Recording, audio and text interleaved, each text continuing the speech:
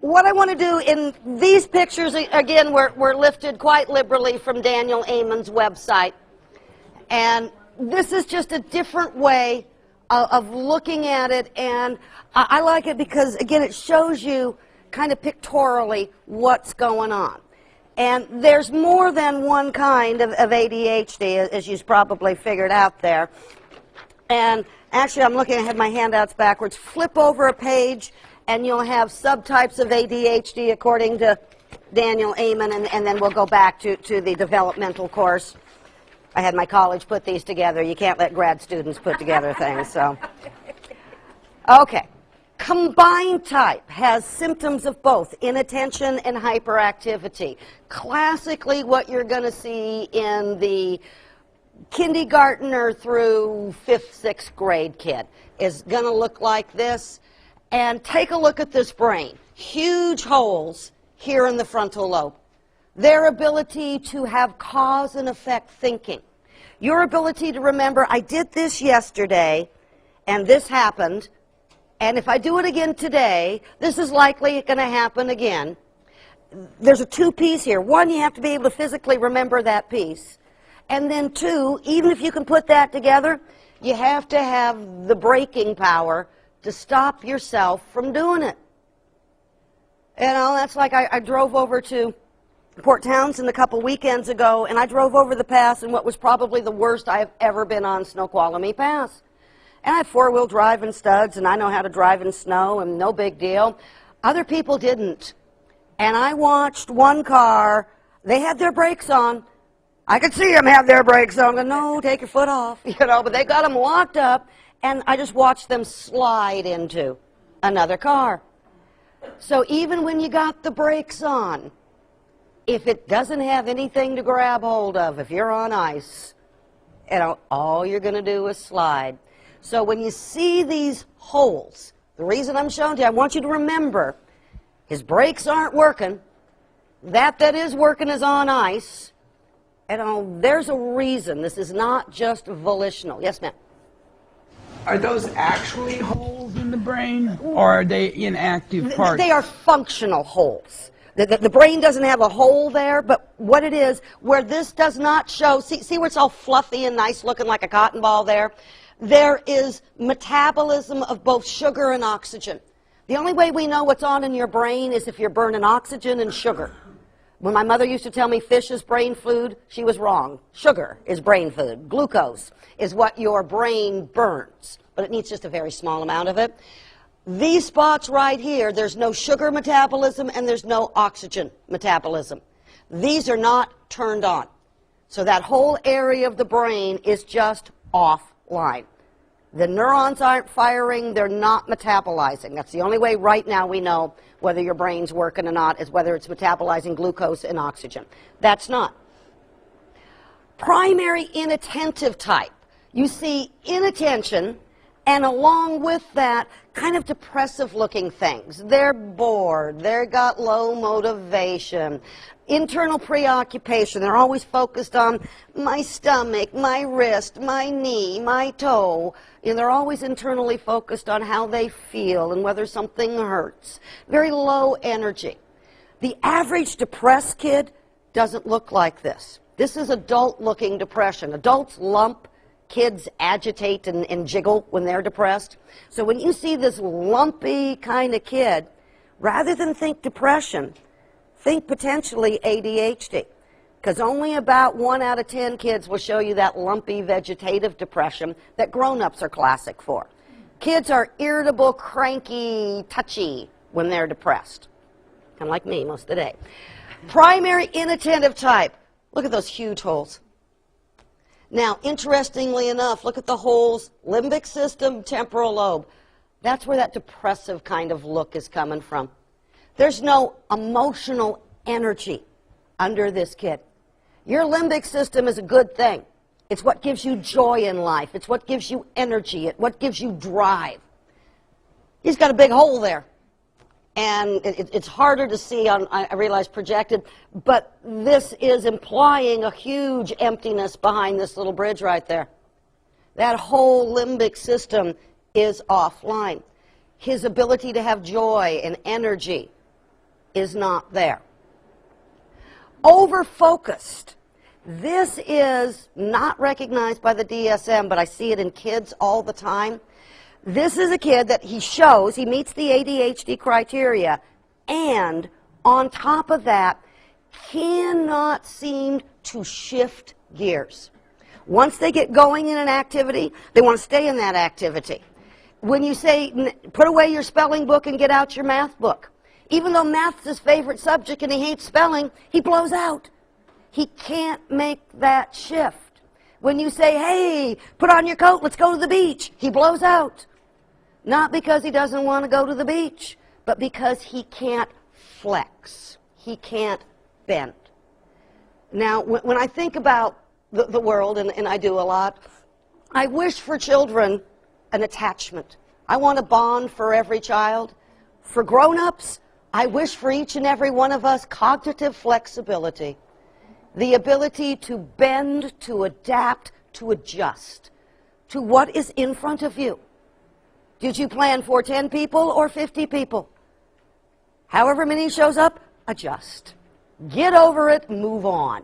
Your ability to do that lives in a strip down the middle of your brain here. This is a different kind of SPECT scan. This is looking at overactivity. The first kind was looking where there is no activity.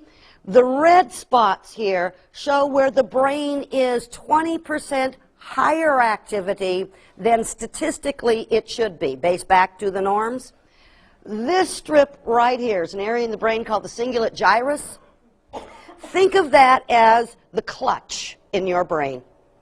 And now those of you who drive a stick shift car, you know what happens when you shift without using the clutch?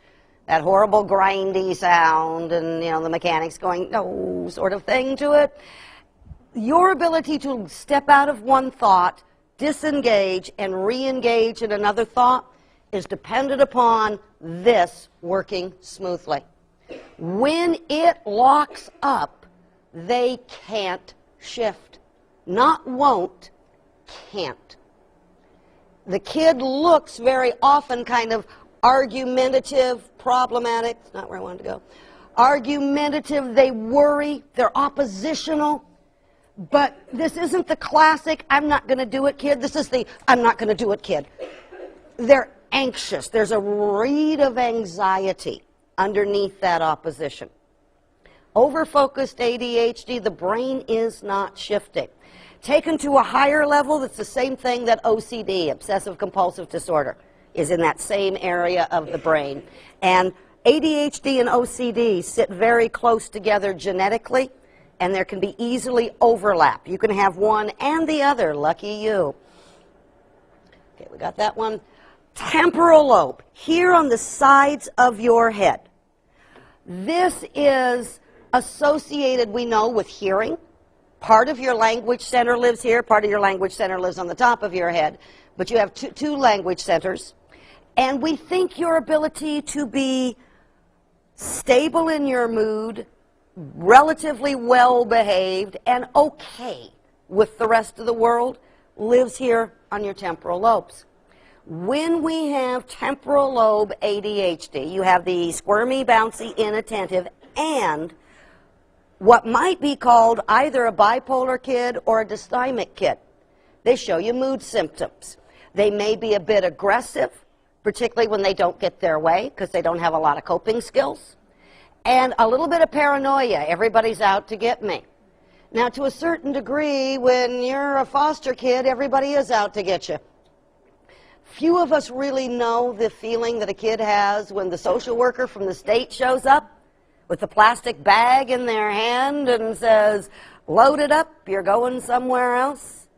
Very few of us understand just how dramatic that is in the kiddo's life. So for them to be a little paranoid, that means they're paying attention. But when it gets bigger and better than that, when they're afraid of everything around them, we might be looking at this. This is also associated with some of the learning difficulties. Dyslexia, I'm screamingly dyslexic, those sorts of things. Temporal lobe issues going on there. Looking here at the scan, again, we got the big holes here in the frontal lobe, which has given us the ADHD to begin with. But notice the holes here in the temporal lobe. stability of personality, stability of mood. Now, all of us, or I think all of us, are vulnerable to situational things ticking you off or making you happy. But your basic ability, are you an upbeat person? Are you a pessimistic person? Are you a guarded person? Piece of that is biological, and that biology plays out, we think, here on the sides of your head.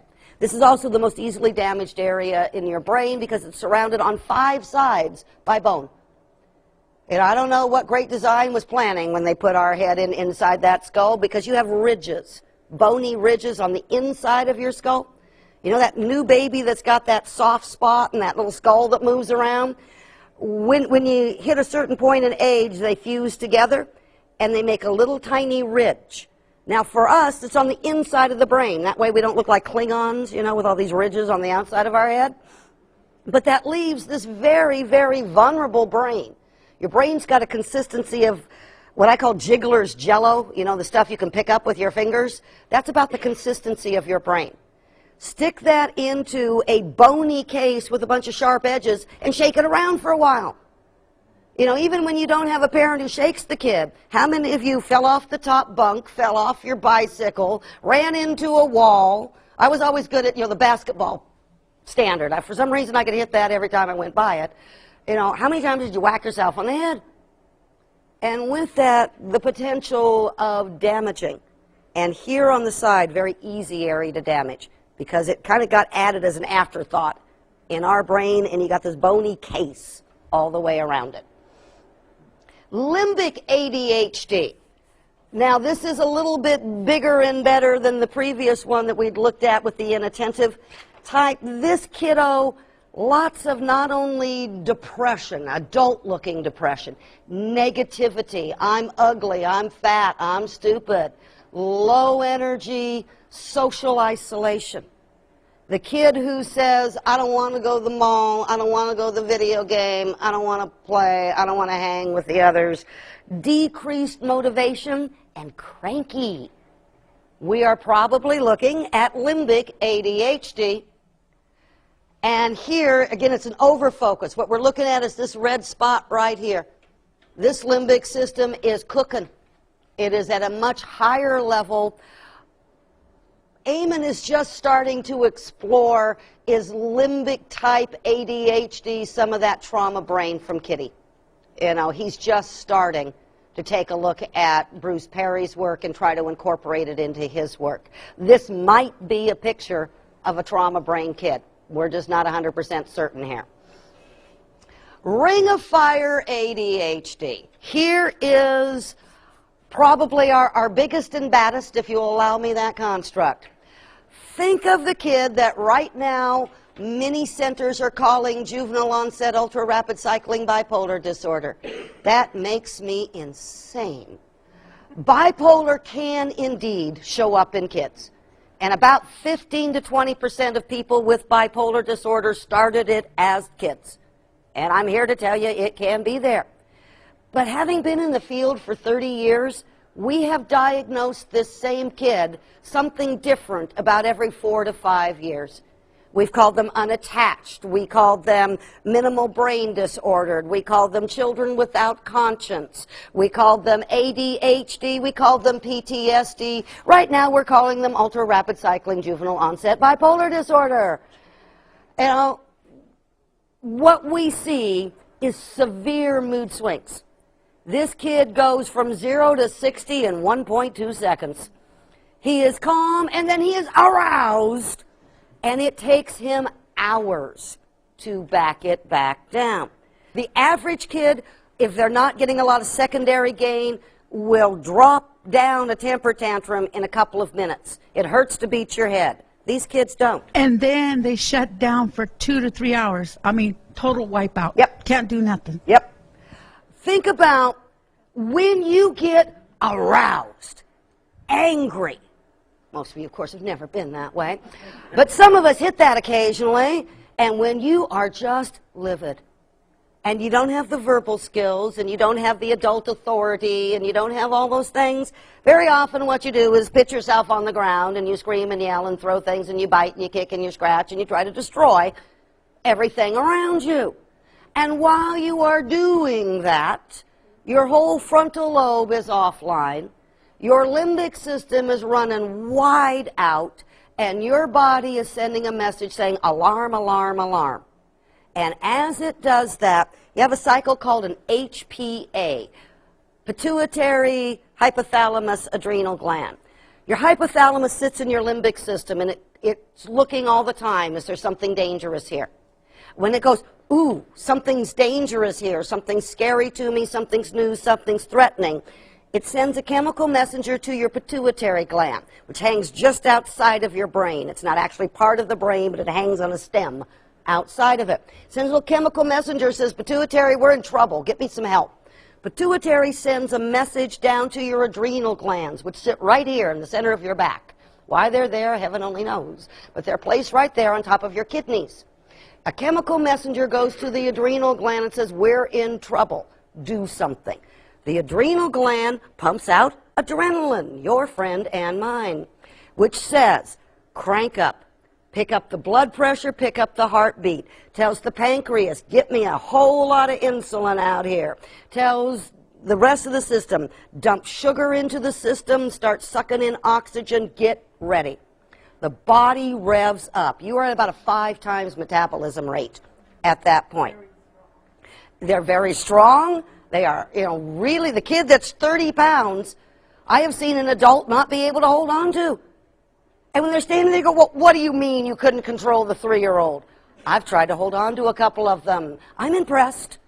When they hit full tilt meltdown, and at this point, they are trying to hurt you. They are biting to hurt. They are kicking to hurt. They are scratching to hurt. This is not just them flailing around. There's a deliberate rage underneath it, and you often get to be the focus of that, lucky you. The only joy I get is I get it too.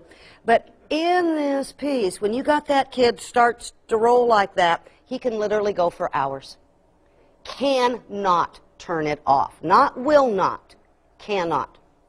And then once, essentially, for kids, once it hits a certain peak, it has to work its way all the way through, and then they will do exactly as you say. Many of them will crash, either physically lay down and sleep, or just curl up in a ball and be non-responsive, internally focused for hours. The body is recharging. You've used up all your sugar, all your adrenaline, all your cortisol, all your arousal chemicals. You have to restock them. So the kid will go into what we call the subacute phase of a crisis. Easiest thing right then, pop them again. Get in their face. Step up and say, we don't allow that kind of behavior here. They'll pitch you another fit. They will be able to reach in and pull up yet another one for you. Once they've done that kind of fit, give them at least 90 minutes before you try to interact with them in any sort of way other than supportive, would you like a drink of water? Before you want to talk to them, give them at least 90 minutes, because you got to let that adrenaline to clear out. You got to get the frontal lobe back online. If that's not online, you're talking to the furniture. Don't waste your breath or annoy the kid. And we're famous for repopping them, because they're calmed down. It's been half an hour. By Jove, we're going to discuss this now. Set a timer. Put a hand over your mouth and leave it there for at least 90 minutes. Some kids a little longer than that, but a minimum of 90 minutes to clear that adrenaline, because otherwise all you're going to do is repop them, and they can pitch you yet another fit, and it won't be that much fun. But Ring of Fire ADHD, this brain is on fire. See, it is hot everywhere. Interestingly enough, brains on methamphetamine look a whole lot like that. Everything is firing. Nothing makes sense. You can't sort it out. Things are coming in. They may well be hallucinating. They are out of control. They're feeling hugely anxious, huge rage, huge fear. And all they can do is say, do something, and they haven't got a whole lot of skills. And they melt down. Amen is suggesting, and this is from his book, I think it's Healing ADD, 6 Types of ADD. It's a wonderful book. Got some really helpful, good stuff in it. He suggests there and on his website, which is brainplace.com, really nice stuff available for you there. He's suggests that perhaps we are making this brain, and we are making some of our baby bipolars by the use of stimulant-based medications pre-10, pre-6, pre-12. None of the meds that we're going to talk about this afternoon have been approved for use in children under the age of 6. Only 2 of them have been approved for use with children under the age of 12. Most haven't even been looked at with kids. We have no idea what it's doing in the brain. You know, having been in the field for 100 years, we didn't used to medicate little kids. You know, if you had a seizure disorder or an infection, you got medication. But other than that, we didn't medicate little kids. It is now common practice to medicate children under the age of 2. We don't even know what it does in that brain. That brain is still forming. According to Amen's work, it may be forming into this. And we may be making these brains, because this brain is not baked in any fashion till at least 5. And in girl brains, we're baked about 21, 22. Guy brains, 23, 24. Before you can say you have the myelination completed, your brain is constructed. Now, you can still learn, you'll still make new connections in that, but your brain is under construction, active construction, until early 20s for both genders. When we start messing with things pre-5, we have no idea what we are doing. The American Psychiatric Association has come out and begged, do not put children under 6 on medications. It's not the shrinks that are doing it by and large. It's pediatricians. You know, it's family practitioners and pediatricians, and by and large driven by a lot of the parent expectation. I brought my kid in, I paid the copay, I want a prescription. You know, the same reason they write an antibiotic prescription for a virus, because we insist on one. We are a medication society. We want a pill for almost everything. We don't want a parent, we want a pill. We may be making this brain. ADHD presents differently across the lifespan. Not everybody will follow this, but about 85% of people will follow. And this is roughly that little continuum I drew for you. In infancy, yeah, flip back the other way, forward, and you'll find this sheet for yourself. In infancy, you may or may not be able to notice this kid. A lot of amateur parents out there, you know, we don't know what this kid is supposed to look like. You know, we have still a lot of gender socialization. Is he ADHD or is he all boy? You know, and it may be that we miss it in infancy. But people who either have deep-end kids with this or who are a little more skilled and know what regular kids look like, they may see trouble habituating, making a pattern, sleep-awake cycles, eating cycles, just rhythms of life. They have trouble with changes in their environment. They're very active and or irritable. They climb, they run, they walk much earlier than most kids. In the preschool years, think about 2 to about 5-ish, usually we can see signs by that point. If we know what we're looking for, if the kid's a deep end, we will see them most certainly. Typically very high activity level. You know, most parents fantasize about that moment when you can actually put the kid in front of Barney, run in and take a shower, and come back out and find him in the same spot. You know, we're talking 10 minutes maybe to do that. But for the average person, that kid's 2.5 before you're feeling like you can do that. This kid can be 5.5 before you're feeling like I can take a 10-minute shower with him involved in a TV show. You know, they just don't focus in the way lots of other little kids do. They have trouble obeying commands. Well, lots of preschoolers have trouble obeying commands. You know, are they age appropriate? Are they reasonable? Are they excessive? They have poor attention and very easily distracted. They're from here to here to here to here to here. But the average little kid attention span is very short. So there's a fine line here between what's just a regular preschooler or a young 4-year-old versus a kid with a problem here. By the time they hit elementary school, we should have a pretty good idea of what we may be looking at here. One, because they come to the attention of people who are experts in children. And when the first grade or kindergarten teacher says, yes, I have seen 7,000 6-year-olds, and by Jove, he's more than all boy. You know, he is head and shoulders more. And Mom going, really? I just thought all boys were like this. You know, he was my only one. You know, if you don't have 9 other kids to compare them to, if you don't have a lot of experience in this, you don't know what this kid's supposed to look like. The school's got a pretty good idea of what is regular versus irregular. Some are a little more extreme than others, but they've got a pretty good feel. Typically at this point, they have a lot of trouble adapting to the school environment. And most school districts are pretty charitable, K through about 2. You know, kindergarten, first grade, second grade, they're pretty charitable about learning. You know, sit in your chair, stand in line, do the things you're supposed to do. By about 3rd grade, most school districts expect you to have that down. You know, we're through playing with you now. Stand in line, shut up, go where you're supposed to go.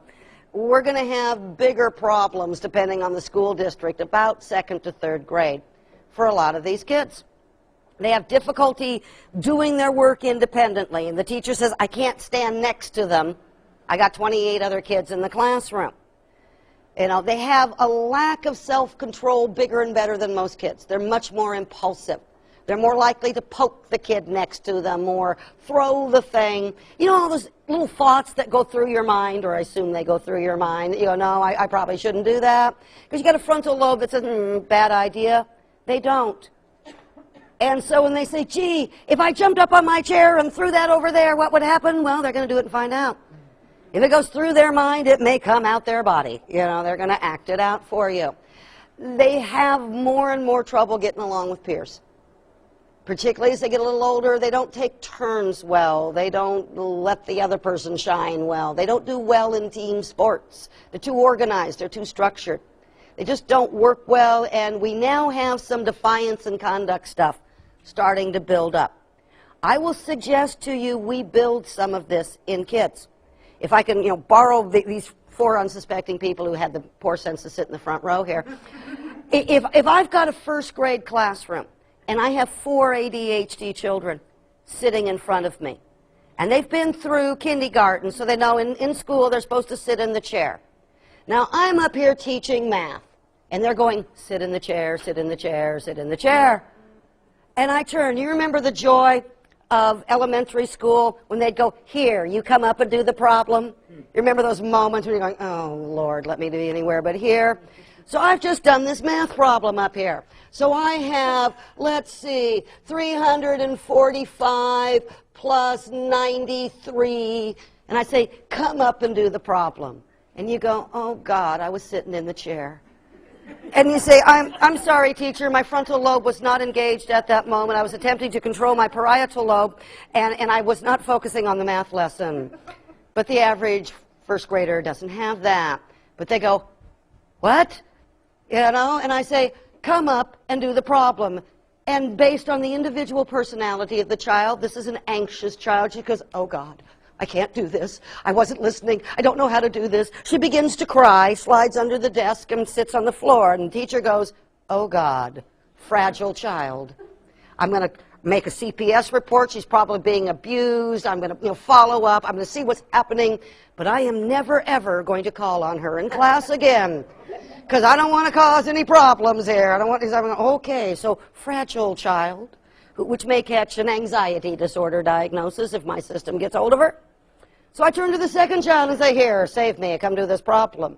And she says, oh, God, I was sitting on my chair. I was on Trial Malfador with my friend here. I have no idea how to do this problem. But fragile is already taken.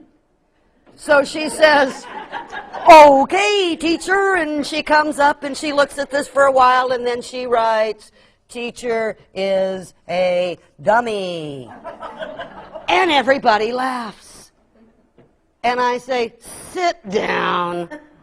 Now I got class clown. Now the problem with class clown is that people frequently laugh at you and not with you. And it's a very isolative little role, but it's got a little more power than does fragile child. Okay? So we have that child, and I'm going to say, okay, I have fragile child, I have class clown. I say, come up and do this problem. My math lesson is bombing badly. And she says, oh, God, I don't know.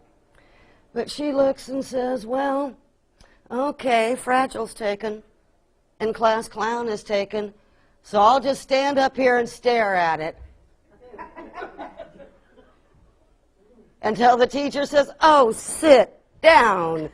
And now I have Village Idiot, which doesn't have the power that Class Clown has. It's about on equal footing with Fragile Child, and teacher is not going to call on you anymore. And if you go, well, I'm dumb, everybody says I'm dumb, everybody says I can't do this, I must be, then you put your feet up and you coast and learn nothing for the rest of the time. So I have Fragile, I have Class Clown, I have Village Idiot, and I still don't have my math problem done. So I turn to my fourth ADHD child and say, get up here and do this problem. And she says, I can't do it either. However, all these other roles are taken. There is still one more little pathway here. So she stands up, she tips over her desk, she tosses the book at the teacher and recites the 3 words she learned on the wall that morning. And the teacher goes, whoa, angry, aggressive, hostile child. Now, out of Fragile, Class Clown, Village Idiot, and Actor Outer, who's got power? You betcha. So I will suggest to you, we are in certain ways setting up certain behaviors. Defiance, opposition. If you don't know how, you can look pretty stupid. I'm sorry, teacher, I can't figure that out because I can't make my brain work right. You can look like an idiot. You don't want to play that. So you say, in your ear, I'm not gonna. You then have the power. Same way when you say, I'm going to reject you before you reject me, because then it doesn't hurt me when you reject me. This is a proactive strike. If I can make you back off of me, if I can make you afraid of me, then that carries so much more power. These are all pathways out, but that's the one with the power. And a whole lot of our kids will pick that up and use that. Not because they're aggressive, nasty, hostile kids, but because it's a protective pathway. Your best defense is a strong offense. That's exactly what's going on there. Now, into adolescence, here we're going to have bigger and better problems. It just gets better as it goes on. Very often, the hyperactivity either goes away or is toned down. We used to believe the whole illness resolved. We know that is not true. It just simply goes underground. Inattention is there, but it's much harder to measure than is how many times are you out of the chair. How many times did you mentally go off topic? How many times did you in the last 3 minutes? Those are big numbers when we start counting those sorts of things. Here, we're going to have huge problems in early adolescence, making that shift from being a kid to being a teen. That's a tough little shift. And one of the first things that shows up, at least in girls, in that is sarcasm. It is the weapon of adolescence. My 10-year-old, almost 11-year-old, has an 11-year-old friend, and they're just now starting sarcasm. Now, of course, they're not good at it yet, so they have to say, well, that was a sarcastic statement. Well, duh, but they want to make sure we're catching on that they're doing that. While they are doing that, that requires huge intellectual wherewithal to be sarcastic. You have to understand. It's a very frontal kind of thing. So you're in 6th grade, and you have just put together your outfit. The sartorial statements that adolescents like to make. So you got your clothes, you're looking good, you're cool. And you step out there, and the people look you up and down and go, way cool. What did they mean by that? Yeah, this exactly. The ADHD child's going to miss that. It's a subtlety. They're going to miss so much of the subtle communication of adolescence. The tone, the body carriage, the hand signals. They miss that all. They pick up the blatant statement. It's cool. They like my outfit.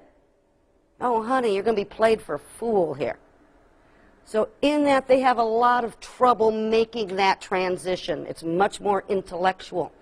They also are struggling with, they still have some of that hyperactivity, particularly in the early part of this. You know, when you look at the playground and you see the kids going down the slide and then you see the older ones looking cool, leaning on it, this one still wants to go down it. And the others go, no, that's not cool. You know, we're just going to hang. You're not supposed to want to play anymore. And this doesn't fit well. They have huge problems making these shifts. They lack problem-solving ability. Problem-solving is strictly frontal lobe. Your ability to say, what are my options? What is going to be the cost of those? How do I plan it out? How do I make it happen? All of that lives right above your eyeballs. This is not working for them. Their ability to figure out, what does this teacher want? How do I put it together? They're going from having one teacher to having 6 teachers. Moving from room to room. They are no longer known to this teacher. She's got 300 English students rather than 30 in her classroom. So they're having to make huge switches here. This is going to be a time when a lot of our kids will blow out. And a real common pathways, drugs and alcohol, because they numb yet make you feel powerful, and aggression and violence. Gang memberships and that because they give you a sense of family and community and a sense of power. Things our kids are very often missing in their lives. It's a very artificial way of putting it in, but at this point in the kid's life, real versus artificial doesn't matter. It's still there. As adults, about 60% will make an adequate adjustment to being a grown-up. They'll keep a job, they'll pay taxes and that, but they will generally show an impairment all the way through. They will have lower educational achievement. You know, they didn't go to college, they didn't go to grad school, they didn't complete high school, things that you know they had the intellectual ability to do, but just couldn't keep it online. Relationship difficulties, huge. Low self-esteem, anxiety, poor attention span, substance disorders, which is one of the reasons their kids come into your system. And just touching real briefly on what I'm considering right now the scourge of our culture is methamphetamine. I'm a deep believer it won't be bird flu or terrorists or, you know, bombs that take us out. It's going to be methamphetamine. It's going to destroy our entire culture from the inside out.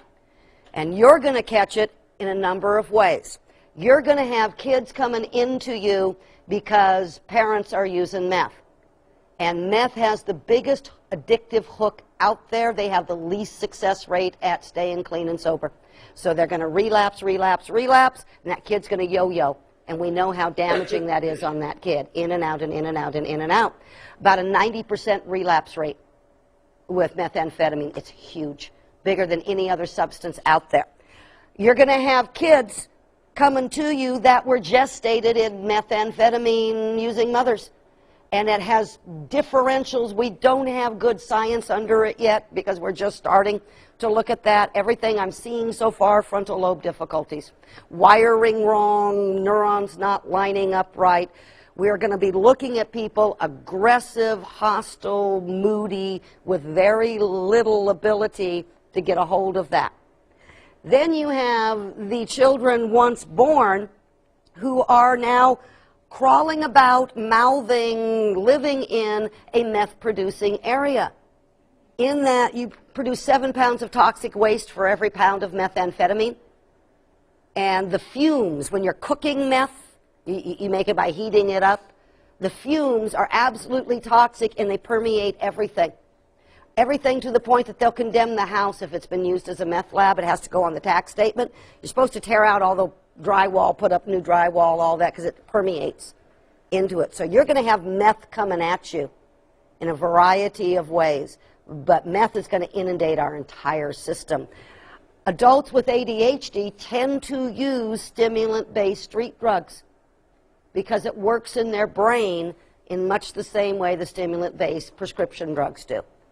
And I occasionally in crisis work will negotiate with somebody, if I can get you 90 days of a prescriptive ADHD medicine that we're going to monitor and make you come in and take one a day while we're watching you do it, will you give me 90 days off of meth?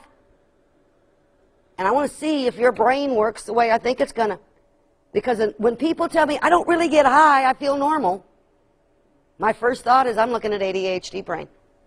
Because that's how it works in that brain. Now the problem is you need that much to get normal, and the people use that much. You know, because addiction being addiction. but there's a huge overlap between meth, speed, crank, coke, any stimulant. Do they use drugs to self-medicate? Yes, many do. Now, that is the great American pathway. Many of us without disorders use drugs and alcohol to self-medicate too. But yes, people with distinctive disorders very often do exactly that. The other thing about adults is, particularly it seems to be a male-to-son transfer, but there's a huge genetic line in ADHD. And so it's going to come down genetically. Okay, moving on. Let's think about the fetal alcohol spectrum for a moment here. Now, FASD is used to describe a range of effects, and we don't have a good concrete, when we use a term, everybody understands what it is. People are fighting over definitions here. But this is the effects of an individual whose mother drank during pregnancy. And this is one of the very few totally preventable birth defects. If we changed what we did, we could stop this. In 9 months from now, we'd have no more of it. If we could simply stop women from using and abusing alcohol or other substances during their pregnancy, almost everything goes across the placenta. That's the page you're on. Actually, go to the one that looks like that, because I'll get to that one in a sec. When you're looking at preventing this, if you don't put alcohol in, you won't have this come out. But the American way is to find a way to self-medicate. Drugs, alcohol, over-the-counter products. We don't like to suffer with anything for more than the length of this commercial, and we want relief by that point. And this is not well understood yet. My problem is, if you had 1 drink a day, I would suggest it would not be great for you, but the likelihood of it creating damage is pretty low. I hang with people who say, if I can have 7 drinks in a week, I'm going to have them on Friday. And they're going to binge drink. Single most likely to create this kind of damage. Even when we have young or old women who say, I stopped as soon as I knew I was pregnant. Well, if you didn't know you were pregnant until the 2nd or 3rd month, which is real common, particularly in our younger kids, that damage is already done. And a lot of our young ladies are pretty much into the party-hardy kind of headset right now. And when they don't know in that first 6 to 8 weeks that they are actually pregnant, all this damage has already been done by the time she becomes a teetotaler. Now, classically, there are 3 broad areas of impact.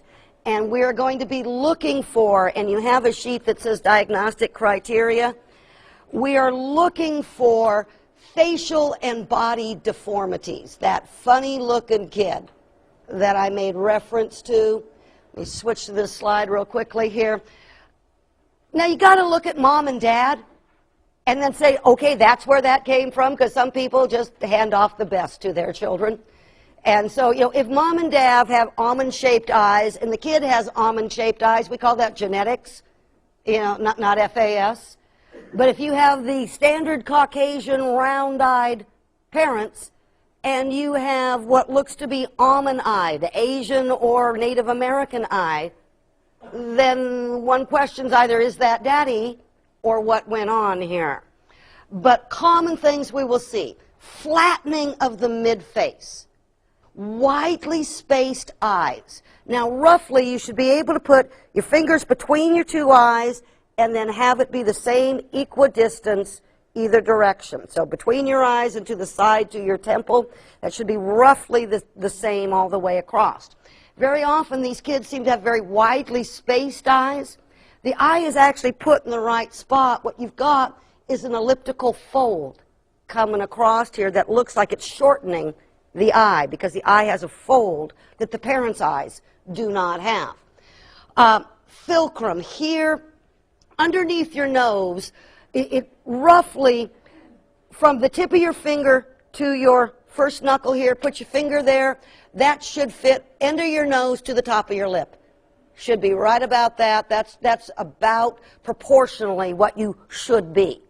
And then depending upon your genetic background, you may or may not have a very distinct line here with 2 ridges on the side You know, I learned somewhere that's where the angel said, shh, you know, when you were born. But you should have, depending on your genetic background, a greater or lesser ridging here. These kids have no ridging across here, regardless of their genetic background, and can have either a very long or a very short fulcrum. Most often very long because the upper lip is thinner. It doesn't go up as high as you would have expected it to. When you compare it to their full siblings, they don't look the same. Very often you'll have microcephalia, small head. Now when the baby is born, they take a chest measurement and a head measurement, and they should be pretty close together. There shouldn't be a huge differential between the chest and the head measure. When you have a 16-inch chest and a 13-inch head, not a good sign. That means that brain has failed to develop correctly. So the skull did not develop. It's formed correctly, but it's smaller. And that brain will always be paying catch up. So we're going to be looking for some of those facial characteristics. Cartilage things, you can also show it up in the body. Cartilage in the chest, you may have what they call pigeon chest. It comes out to a very sharp point. In the fingers, when babies are born, they don't have bones in the fingers, they have cartilage. And they may not form right. Anything that is a soft bone, cartilage, very directly affected by this. In the first trimester, damage in the first trimester is what's going to create facial and body deformity. If damage did not happen or was not great enough in the first trimester, you won't see the face and body deformities. You will still see growth retardation. They tend to be smaller, lighter throughout the rest of their life. When you take the baby in for the well check, they've got those arcs that, you know, the doctor is putting little spots on how long, how heavy. These kids are on the exam table. They didn't even make it onto the chart. They are usually in the bottom 1%, which means 99 people out of 100 are taller than they are heavier than they are bigger than they are. And this will be a permanent reduction. They'll catch up a little bit in adolescence, but they will never reach the body height or weight that they would have by other genetic endowment. They will always be a little smaller, a little lighter. And the big bugaboo, neurodevelopmental abnormalities, including varying degrees of mental retardation. Not all people with the fetal alcohol effects have diagnosable mental retardation, but the vast majority do. About 3 out of 4 have a diagnosable level of mental retardation. That means IQ 69 or below. If average IQ is somewhere 100 to 105, figure for every dollar you have, they have 69 cents. You know, they're running a deficit to you their whole life. Now, there's an area called borderline intellectual functioning or dull normal IQ. You're not mentally retarded, but you don't have what everybody else has either. That is between IQ 70 and 85. When we pick up to 85 in IQ, we pick up almost 90% of people with fetal alcohol.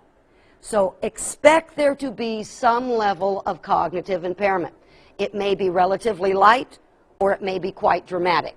They are also known to have IQ ranges down to the moderate level of mental retardation, which is 40 to 50 range.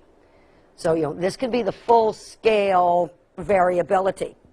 Cognitive abnormalities, even if they don't have mental retardation or borderline intellectual functioning, their brain works differently. They're going to have retrieval problems, compliance problems, because their filing system works different than yours does. For computer people, have you ever written something and stored it and then you can't find it because you can't remember what you called it? You know, I finally had to have my son program in a thing. If I can know the date I did it, I can pull things up by date, because I have no idea what I called something and I can't find it. And in that, works the same way in your brain. You bring in information, you write it down, you put it on a file, and you store it. Now, the average mentally retarded child We teach them something by breaking it down, little itty bitty steps, and teaching this step. Then you build this step. Then you build this step. But once you get out there, assuming you built it carefully, they got it. Once they have it, reliably. These kids don't.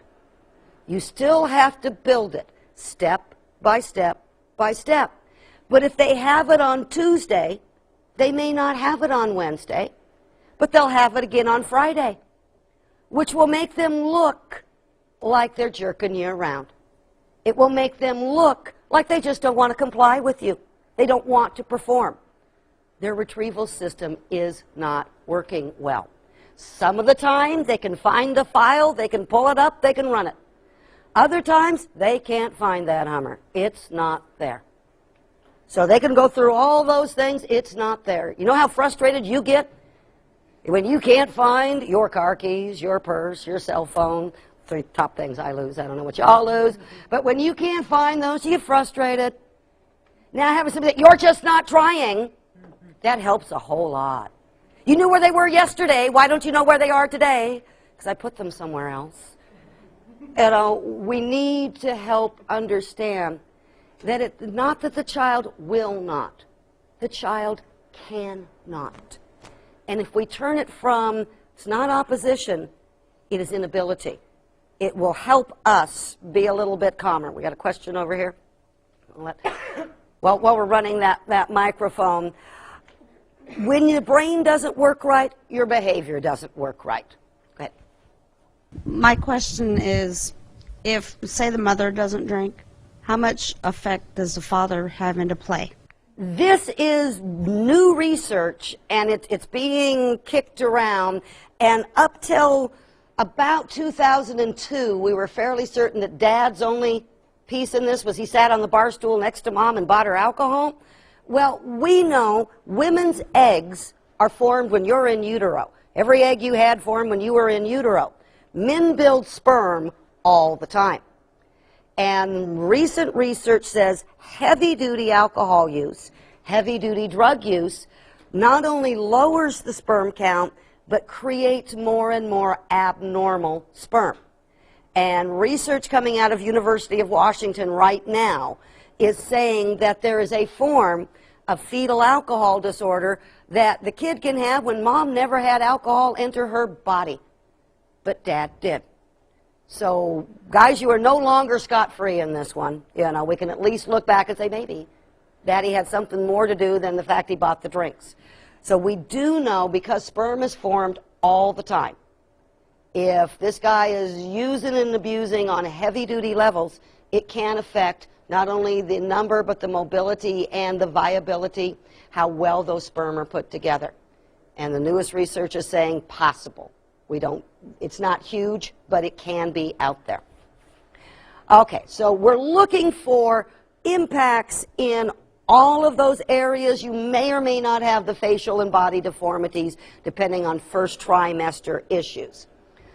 One other thing I want to throw out, there is not an equal footing among women of, if every woman in here is pregnant and we all drink together, drink the same amount, there will be a differential rate of who has a fetal alcohol baby and who does not. Caucasian people with Eastern European backgrounds, lowest level of fetal alcohol, because we have the best liver enzymes. We have had alcohol for 3,000 plus years. Anybody who couldn't make the right enzymes, their line died out a long time ago. They aren't around making babies anymore.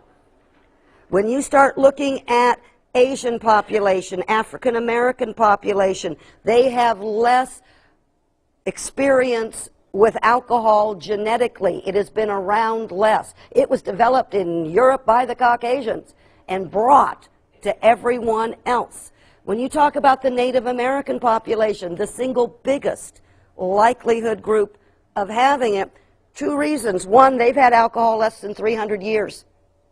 Their livers have had no chance to come up with the enzymes that allow this to break down differently. And 2, diet. If you do not have a natural diet high in dark green leafies, vitamin B, things, your vulnerability goes straight up. So folic acid in the whole vitamin B spectrum is protective. And that's one of the reasons that when they did a study in Canada of what they call First Nations people, the Native Canadian people, they added high levels of folic acid and vitamin B and have the exact same fetal alcohol rate as their Caucasian population. It's about livers, enzymes, diet, what's going in that is protective versus not.